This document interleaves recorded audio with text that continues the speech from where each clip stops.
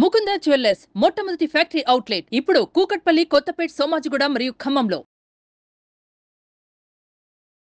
నమస్తే రమ్మగారు. నమస్తే జయ. ఏదైనా ఒక 2 భాగాలు ఉన్న కథ చెప్పుకుందామండి. ప్రవరుడి భార్య కథ చెప్పుకుందాం. ఓ, రాజుగారి భార్య? ప్రవరుడి భార్యే. సరే రమ్మగారు.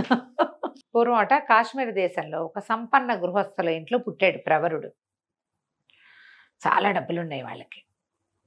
అయితే ఇతనికి ఏంటంటే దేశాటన చేసి దేశం గురించి తెలుసుకోవాలని కోరిక. చక్కగా చదువుకున్నాడు అబ్బాయి.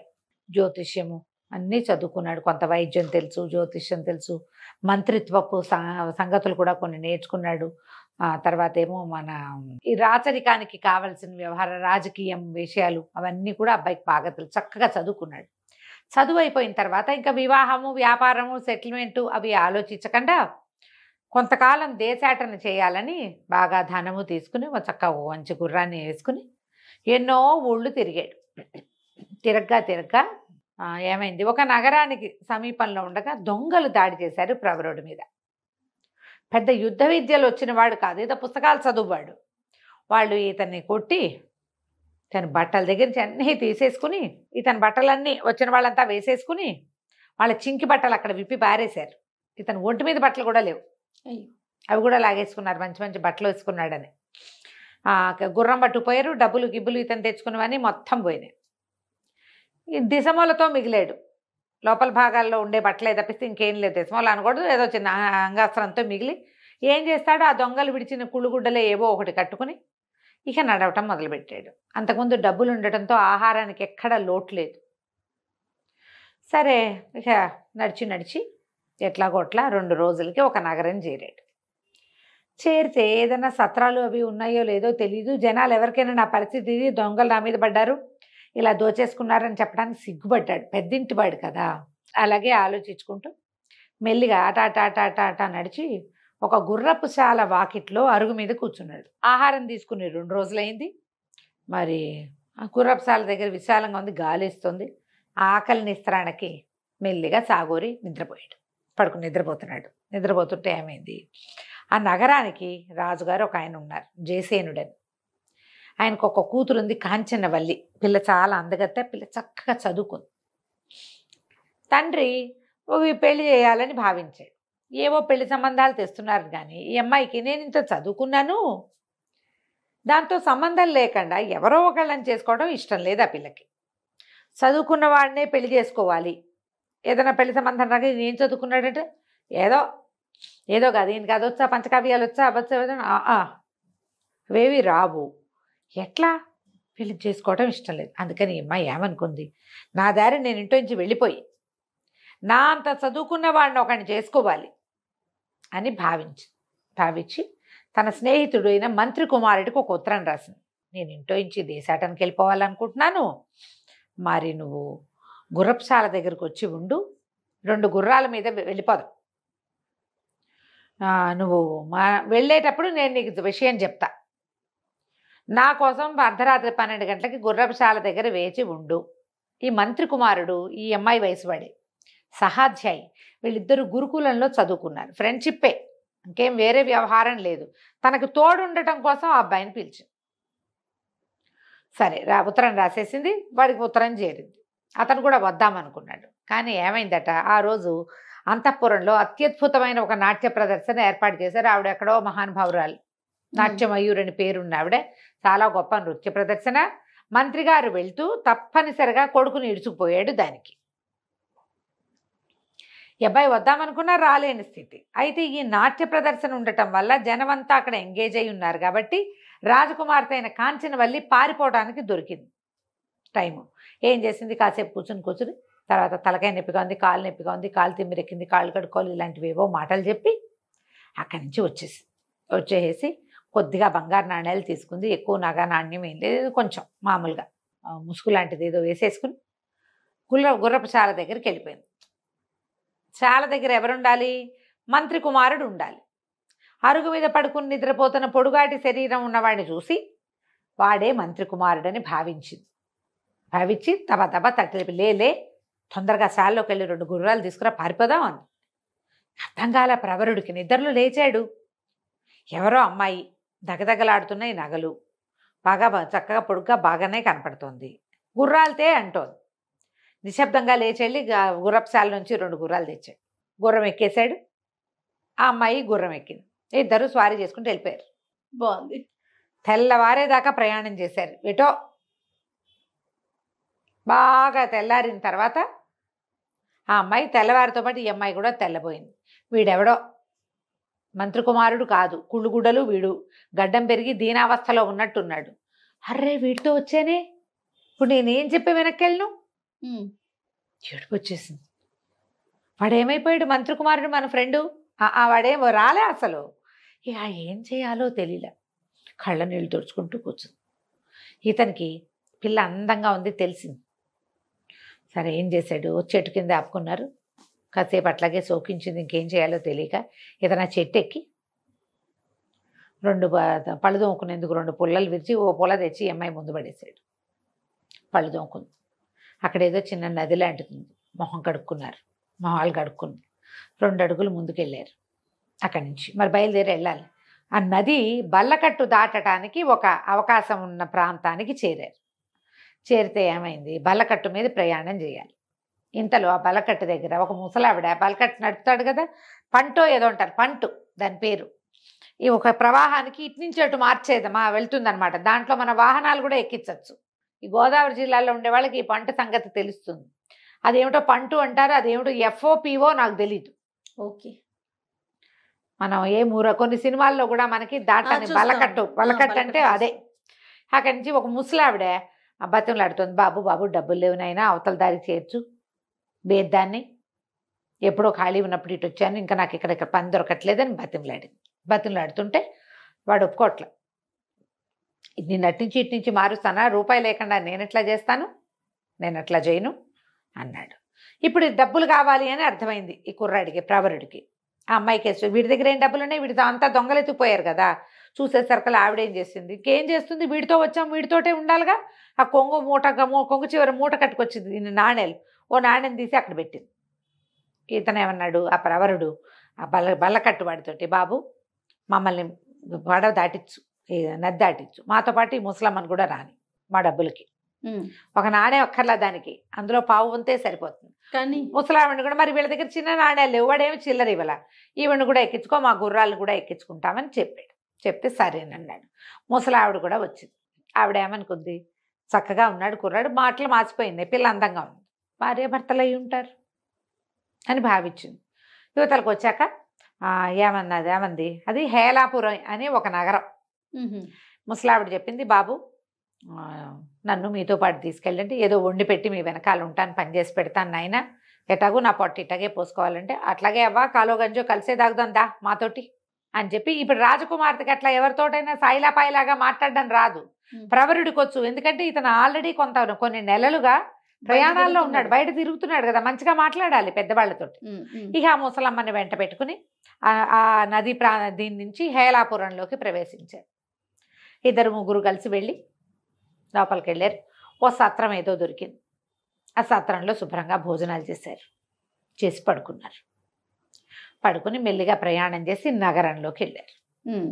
నగరంలోకి వెళ్ళాక ఇతను ఏం చేశాడు, మీరు ఇక్కడే ఉండండి అని ఊళ్ళోకి వెళ్ళి అక్కడ కూడా ఒక సత్రం ఏదో చూశారు, అక్కడ ఉన్నారు గుర్రాలు వేసుకుని. ఇతను మర్నాడు పొద్దున్నే లేచి కాస్త స్నానం చేసి ఆ ఒంటి మీద ఉన్న గుడ్డల్ని కాస్త ఏదో సరి చేసుకుని వ్యాపారస్తులు ఉండే కూడాళ్ళ దగ్గరికి వెళ్ళి ఒక కొట్లోకి వెళ్ళి, అయ్యా నాకు కొంచెం జ్యోతిషం తెలుసండి, దినఫలాలు అవి చెప్పగలను, దాన్ని బట్టి మీ వ్యాపారం వృద్ధి చేసుకోవచ్చు, ఆసక్తి ఉన్న వాళ్ళు మీ నక్షత్రాలు, మీ జ్యోతిషం, మీ జాతక చక్రాలు ఇవ్వండి అన్నాడు.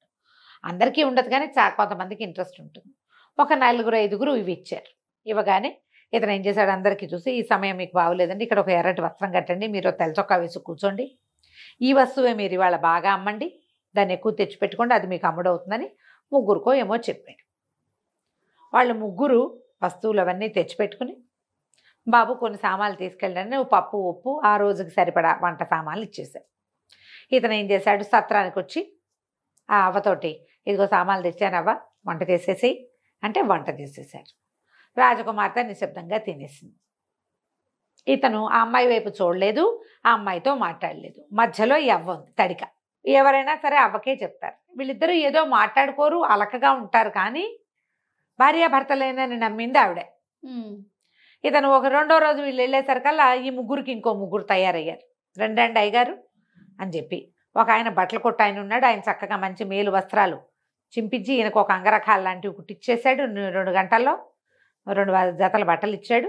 స్త్రీజనం ఉన్నారని తెలుసుకుని ముసలమ్మకు 2 చీరలు, రాకుమార్తెకు 2 వస్త్రాలు ఇచ్చాడు.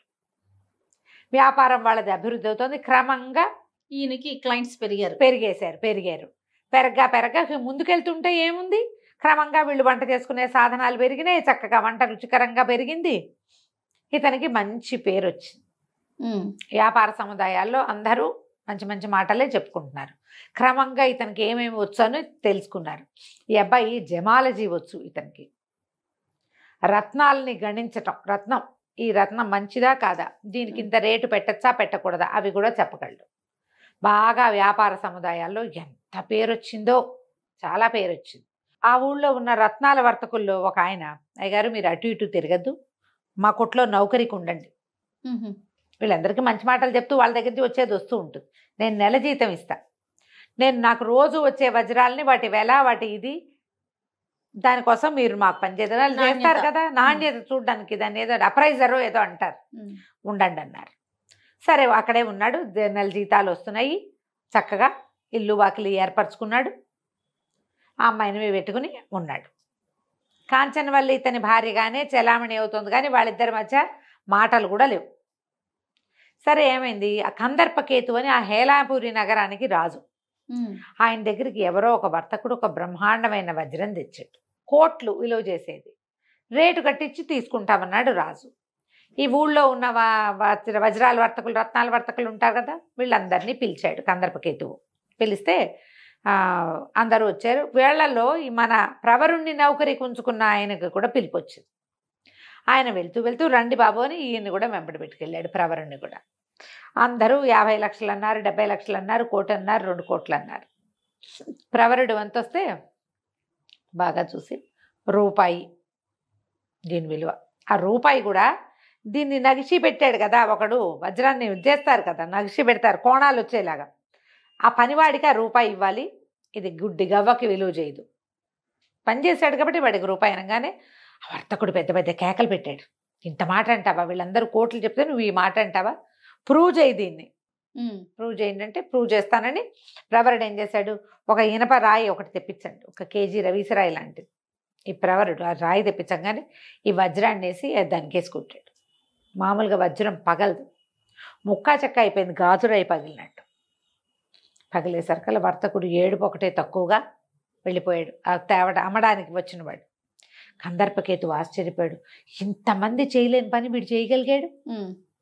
అక్కడి నుంచి ఆయన ప్రతిసారి సలహాకి సంప్రదింపుకి పిలవడం మొదలుపెట్టాడు. అక్కడి నుంచి వ్యాపారస్తుల్లో కొంతమంది ఈయన ముహూర్తాలు బాగా పెడతాడండి, టైం గణన బాగా చేస్తాడు, ప్రయాణాలకి ఈయన పెట్టే ముహూర్తం ఆనందాది యోగాలు చాలా బాగా చెప్తాడని క్రమంగా చెప్పుకున్నారు.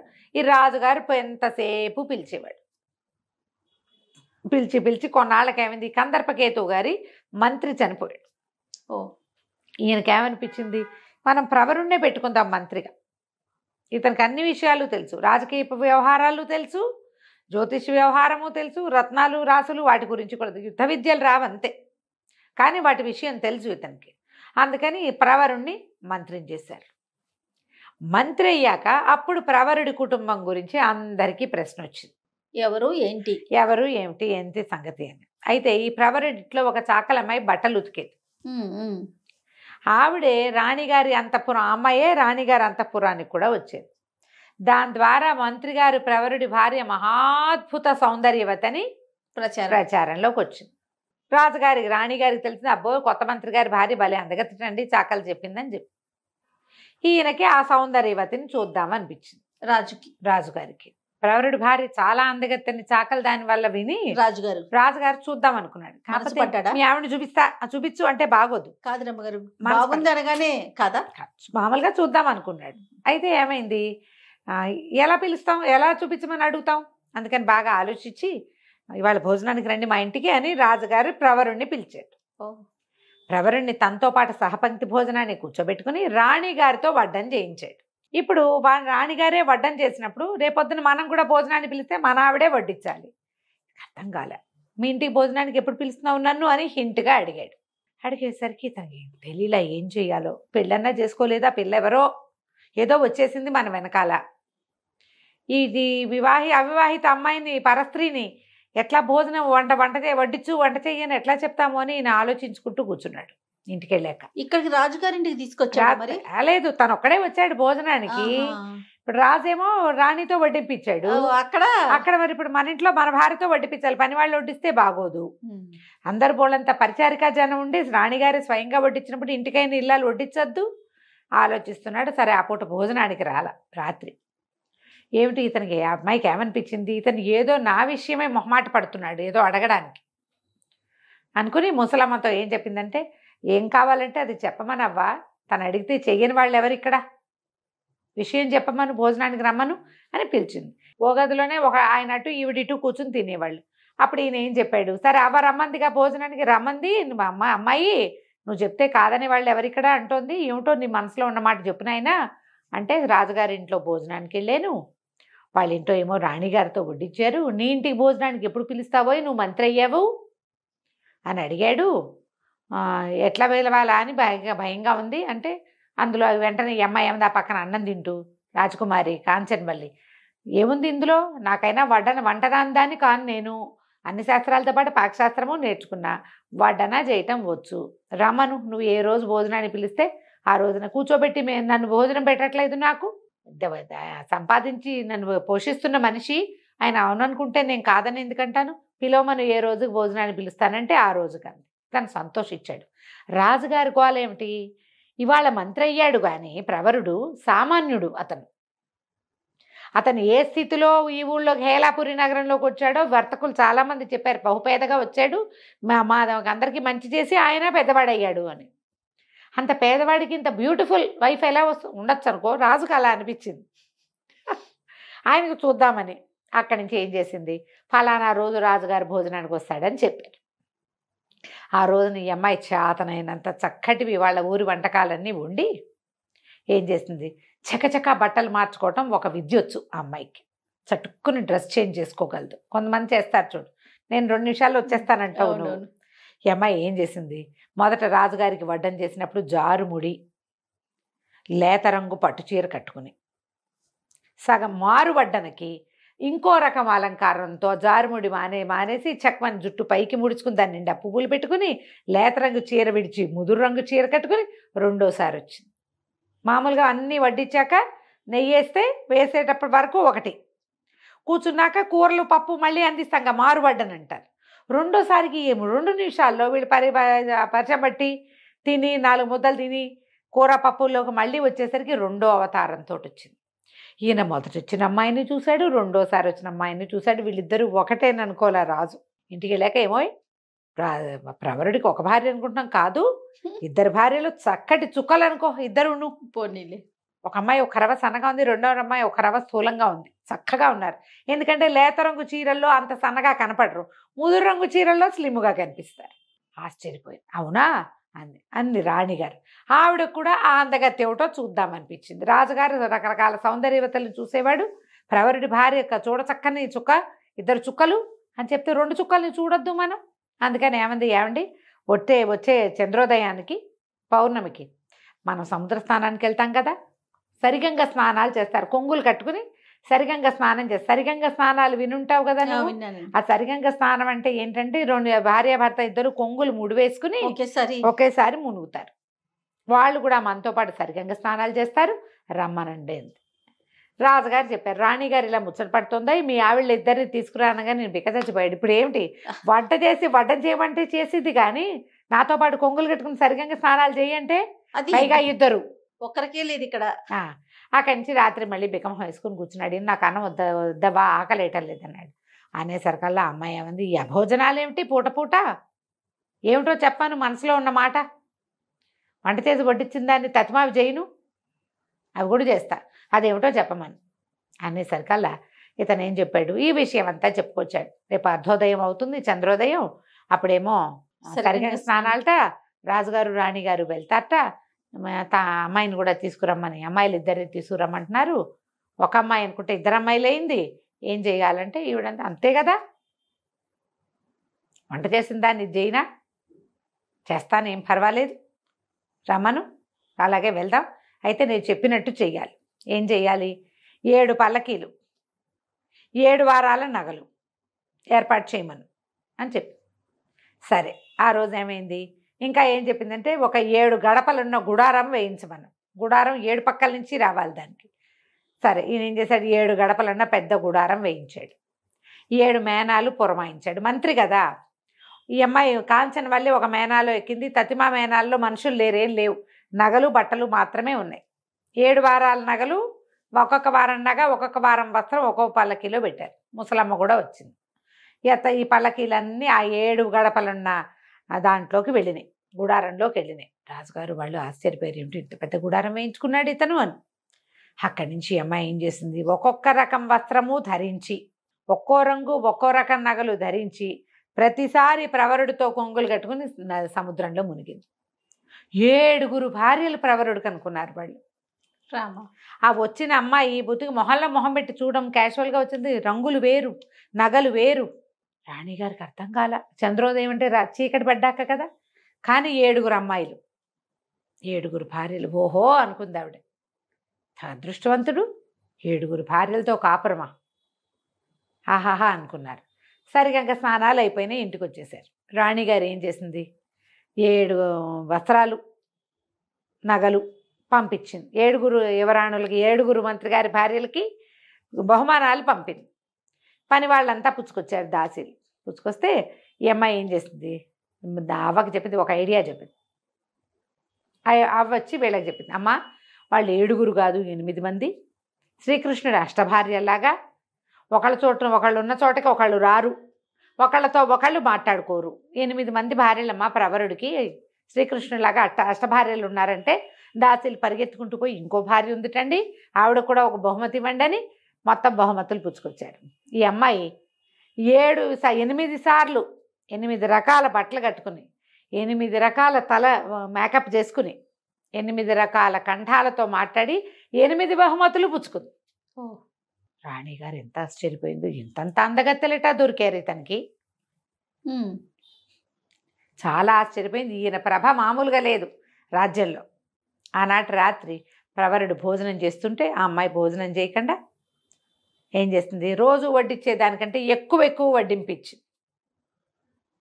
వడ్డింపిస్తే అమ్మ అవ్వ ఇంతంత పెట్టేస్తున్నావేమిటి అంటే పక్కన కూర్చునేమందంటే, ఆయన మిగిలిస్తే తినేందుకు ఉన్నారులే అని చెప్పవ్వా. మగవాళ్ళు మిగిలిస్తే తినేవాళ్ళు ఎవరు, భార్యలే అనేసరికి తనకు ఆశ్చర్యం వేసింది. కంచంలో అన్ని వస్తువులు వదిలిపెట్టాడు, అన్నీ తిన్నాడు. సగం తను తినగలిగినంత మిగిలింది వదిలిపెట్టాడు. ఆ అమ్మాయి భోజనం చేశాక తమలపాకులు పుచ్చుకొచ్చింది. ఈ తమలపాకులు ఎవరిస్తారంటే భార్యలే ఇచ్చేవాళ్ళు ఆ కాలంలో. మామూలుగా రాజకుమారులకి వాళ్ళకి తాంబూల కరండ వాహిని అని ఈ తాంబూలం పుచ్చుకు తిరిగేందుకు ఒక దాసీలు కూడా ఉండేవాళ్ళు. మనం అప్పుడెప్పుడో కాశీ మజిలీలో చంద్రాపేట చరిత్ర చెప్పాం కదా, అందులో కనపడుతుంది. అయితే ఈ తాంబూల కరండం ఎవరిచ్చినా కూడా వివాహం అయిన తర్వాత భార్యలు తాంబూలం ఇవ్వటం అనేది ఒక ప్రత్యేకమైన ఆచారం. మన ముందు తరాల్లో కూడా ప్రత్యేకంగా కొన్ని కమ్యూనిటీస్లో అయితే తాంబూలం వేసుకుని తీరాలి.